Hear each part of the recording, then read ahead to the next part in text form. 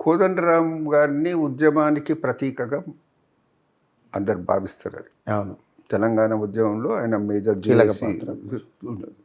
So ఆయన ఎంపిక మీద అనేది కామెంట్ చేయటం అనేది సరికాదు. ఇప్పుడు ఎడ్యుకేషన్లో మలిదశ ఎడ్యుకేషన్లో ఆయన రోల్ అనేది ఎవరు కాదనలేరు. అది ఆయన కంట్రిబ్యూషన్ అనేది ఎవరు కాదనలేరు. అన్ని పార్టీలను ఇప్పుడు ఏకీకరించు.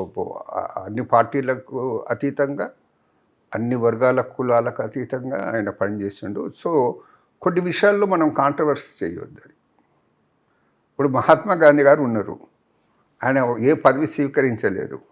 అవును. కానీ మహాత్మా గాంధీ గారి కంట్రిబ్యూషన్ స్వాతంత్రం గురించి అనేది చాలా గొప్పది. అది సరే, ఎవరైనా అవసరాలకి ఇప్పుడు కాంట్రవర్సీ క్రియేట్ చేసే ప్రయత్నం చేస్తే అది డిఫరెంట్. అది కానీ యావత్ ప్రపంచం ఆయన బాపూజీగా, జాతిపితగా గౌరవిస్తున్నారు.